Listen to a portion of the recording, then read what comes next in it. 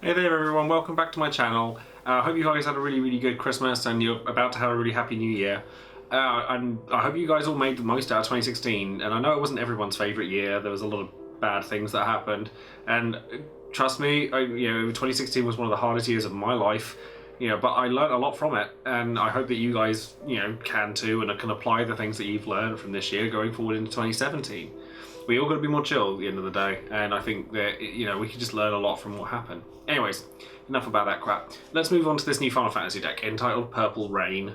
Named so because of the deck's heavy focus on lightning and Tidus, and I love the song Purple Rain, and Prince obviously was a prolific figure in 2016 because of his death, and I always loved Prince since I was a kid, so I kind of, wanted to name the deck after him, and, I wanted to try something a bit different for everybody.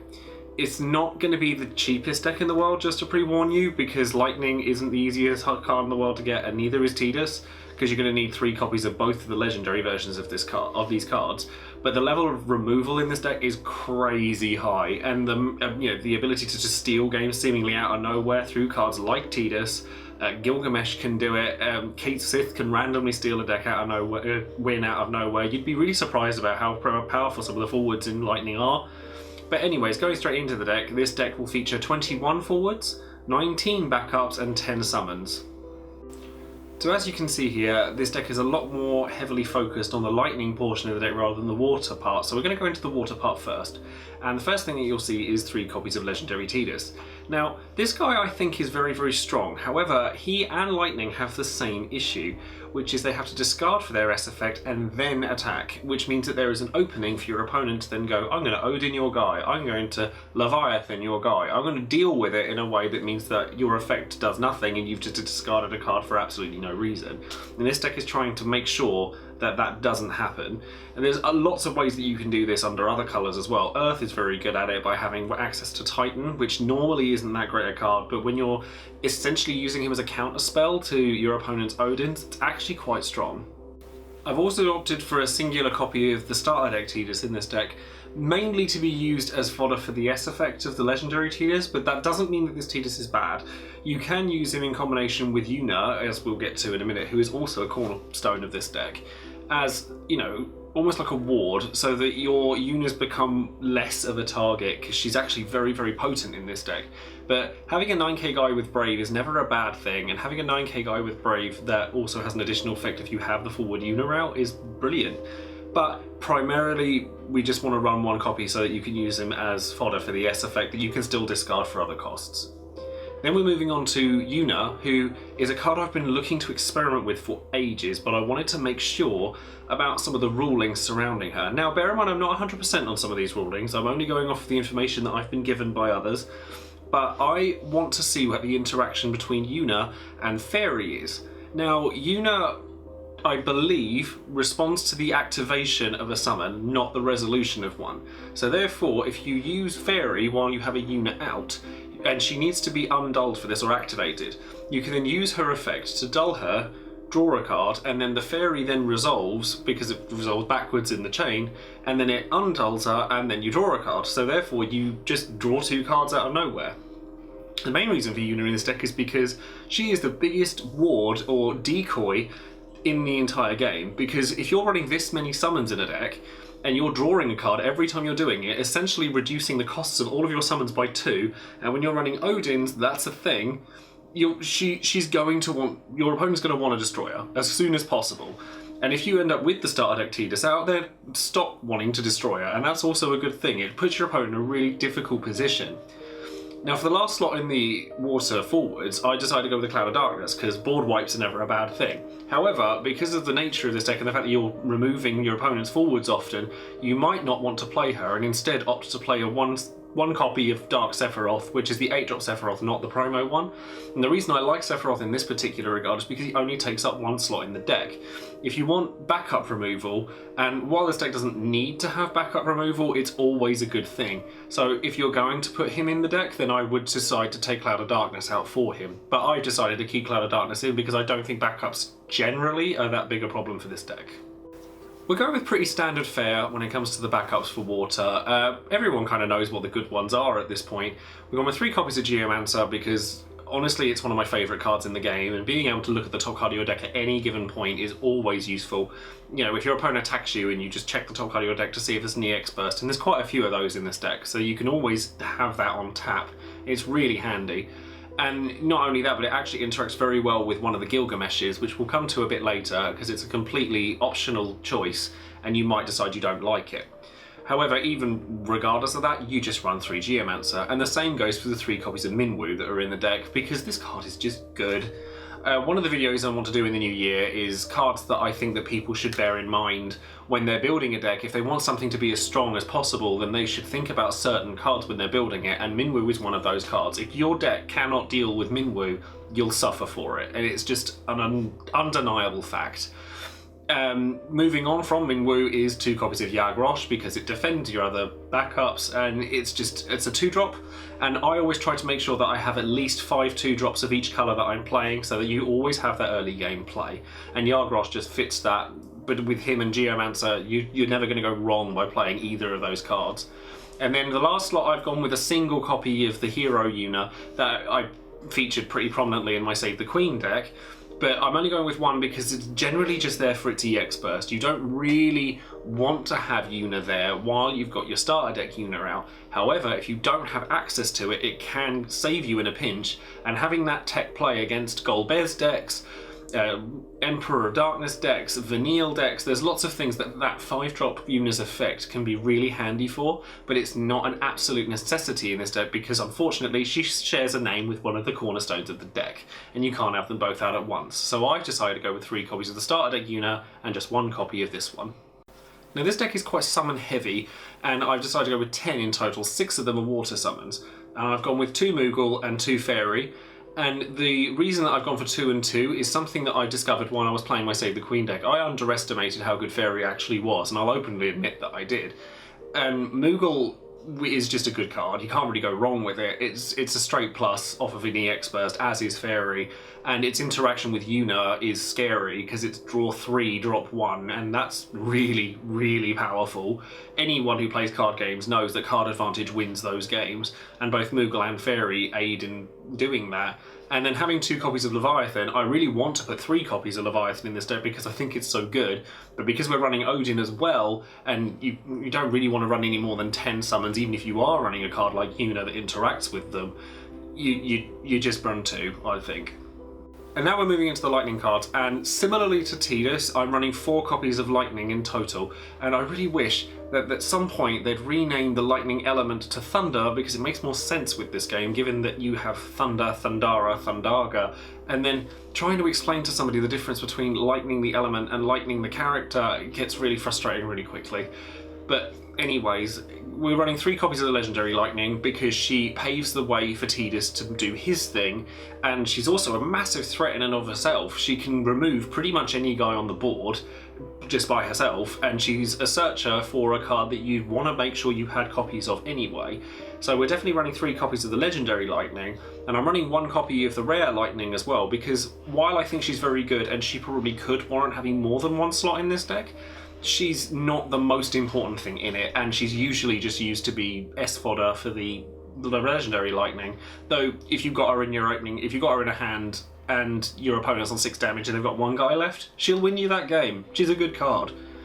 And then we're moving on to Gilgamesh. Now, Gilgamesh is a really, really popular card because it's quite easy to get, and there's decks that you can build off of just Gilgamesh alone. I've seen people run 9 copies of Gilgamesh, but this deck isn't built around him, so I'm not doing that. Now, I'm running 3 copies of the Divider Gilgamesh from the starter deck because I think he's probably the strongest one. None of them are bad, but if I had to give any of them the edge, I would give it to this one. Can't be bounced by your opponent, and if you want to dick over my Save the Queen deck, run this card because it really, really, really sits on her face. And Ultimecia really doesn't like seeing a Gilgamesh on the opponent's board because it's just a staunch blocker that can make himself bigger at any given point. Just your opponent doesn't know that how big you can make him at any time, so therefore he's constantly a threat. And having the ability to kill your opponent's guys when you're on 4 or more damage, at which point your Tiduses can start attacking 4 or 5 times at a turn, your opponent's board gets wiped and you just swing at them for game, and then it's just, your quid's in really. And then for the other two, you can really run either Gilgamesh. I mentioned earlier that Geomancer plays very well with one of them, and that's the strongest sword Gilgamesh, whose numbers are very, very much above the curve. He's a 4-drop 8k brave guy. Sounds like Cloud, doesn't it? Well, that's not a bad thing. And his ability, while risky, can clinch you a game, and you can always check the top card of your deck to see if it fits Gilgamesh's requirements by being a forward in order for you to kill something rather than just deal it paltry amounts of damage. However, if I'm building this deck, and I obviously have, I chose to pick the other Gilgamesh instead, the rare Gilgamesh over the common one, because I felt that Morphing Time Gilgamesh was lower cost, and he also plays in theme with Tidus as well by being another person that can attack multiple times in a turn. And, you know, having haste, and we'll get to that when we get to the Red Mage, on either Tidus or Gilgamesh can be extremely threatening, so I decided to go with the lower cost guy rather than the more consistent kill power. And then I'm running 2 copies of Cait Sith because we need a couple more cheaper guys in the deck, because Yuna's the only sort of 2 or less drop in the deck so far. And not only that, but he is an EX burst that can actually really save you, and he can even win you games. If you've got your, you know, something down like a Tidus or a Lightning, and you need one of their guys out of the way, then Cait Sith does the job perfectly. He's just really solid. And with a Lulu out, he can trade with Zidane as well, who you want to make sure you keep in check, because if you've got too many high cost guys in your deck, then Zidane can prove a problem, and this Cait Sith kind of helps mitigate it. And then the last 2 slots for this on the Lightning forwards is Ricard.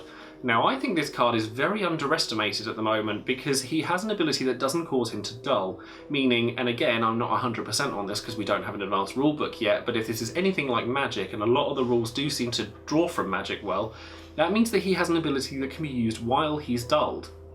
Similar to the Ice Summoner, who can pay for himself and then sacrifice himself to cancel a summon, Ricard can be used to cancel kill spells. Now, given that I've already explained that Lightning and Tidus' weaknesses are kill spells, like Odin, or removal, like, you know, anything like that, Ricard just outright says, no, you can't do that, try again. And when your opponent has spent, say they're trying to drop the 7-drop Odin on your Tidus, and you just go, no, they've just wasted loads of cards, and they don't know that you're even going to do that. So to have an 8k guy that's smacking your opponent while you have a threat on the board to protect your main focus, I think is a really good card. And if you've boosted him to 9k, all the better. And then moving on to the backups for Lightning, I think that 3 copies of Red Mage is imperative, especially in a deck like this. You have Tidus, who becomes instantly 10 times more threatening if you give him haste. You have Cait Sith, who turns into the 4-drop Lightning if you give him haste, and it doesn't cost much more to do that.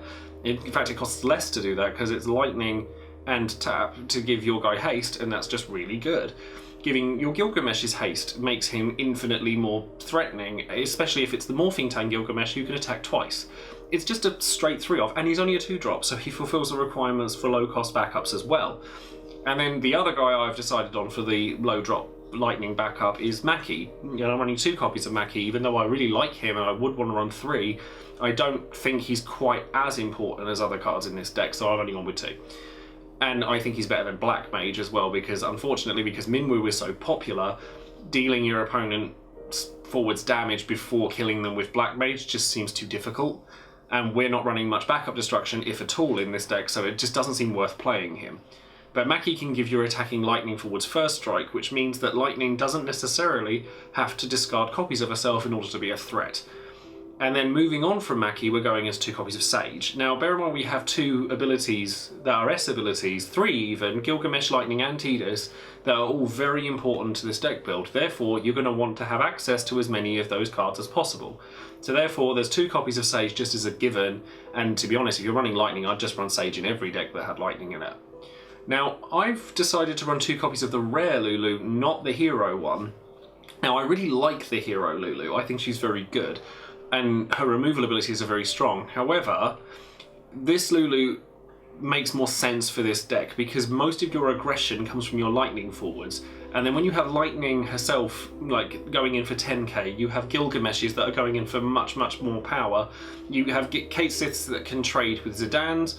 You have Ricard that can go in for 9k and, you know, your opponent has to deal with that threat.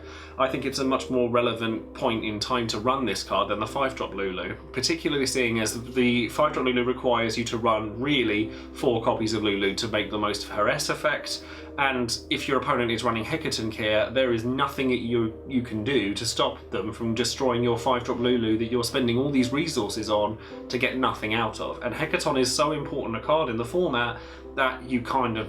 I didn't really want to play it that way. But if you want to play more copies of 5-drop Lulu, then you do you.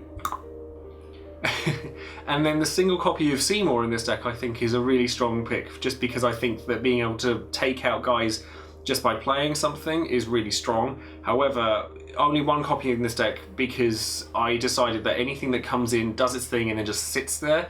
If you haven't got ways of removing your backups after they're done, like Mystic or Lulu, then you kind of don't want to run too many of them. That's why I don't really like a lot of Fire's backups, because they kind of do their search, they pick their stuff up, and then they just sit there. And that's not favourable to me. The summons in this deck are actually standard fare as well for Lightning, because I'm just running 2 copies of both Odins, because they're both really good cards. I thought the 7-drop Odin was awful when I read it. I thought, 7 to kill 1 guy? That's just not good enough. But, you know, when you're playing it as an EX burst count, and you're running Yuna, which makes him cost 2 less, essentially, because you're drawing a card that you would have spent on paying for him, he's a lot stronger. And in combination with having the search targets for Lightning, you just get everything out of the way so that your Tidus can do all the work for you and just win the game. Now, as I previously explained, the early game strategy for this deck is to try and get Yuna down as early as possible so that you can start benefiting from draw spells like Moogle and Fairy, or you could start drawing off of kill spells so you can delay your opponent as much as possible. And then in the mid game you want to try and get down your Tidus or your Lightning to try and sort of clinch the game out as quickly as possible. You kind of want to take a couple of points of damage so that Tidus is more relevant, but if you aren't taking damage in the early game, which is not a bad thing obviously, then you want to concentrate on your Gilgameshes more than your Tiduses so that you could apply pressure harder. You could use save Tidus in your hand for when you're getting battered by your opponent so that you can suddenly play a Tidus and a Cait Sith, or a Tidus and an Odin, and give your Tidus haste through Red Mage, and suddenly you're smacking your opponent 5 times in a turn and winning the game out of nowhere. And that's why I like this deck, because it's like, you know, oh bugger, I've just won, what the hell happened? And I love that. I think it's really cool and really fun. So if you want to try something that's a bit different, and it's not just yet another wind water deck, then by all means try this out. And if you want to try changing it or anything like that, then you do you, and you just like let me know in the comments what you think. If you want to try changing anything, then let me know how you've changed it. And then it's always awesome to hear from you guys, so send me a message on Facebook. I'm actually gonna completely overhaul the Joesephyr Facebook page because it's ancient at this point, and I really want to kind of change it around for the new year. I haven't really been giving it enough attention, to be honest. But yeah, I'm going to leave the video at that point, and I'm going to hopefully get another video out tomorrow just to kind of explain, you know, how the year has gone and stuff like that. Because as I said, 2016 has been a hell of a roller coaster for me. I don't know about the rest of you guys, but for me it's been an absolute, I wouldn't say nightmare, but it's been difficult, I've got to tell you. But anyways, thank you very much for watching, and subscribe to the channel if you haven't already, and thank you very much if you have. And share this video out to all the people that play Final Fantasy. It's an awesome game, and I'm really glad that everyone's enjoying the videos that they've seen so far. Thank you again for watching. I'll speak to you later. Bye.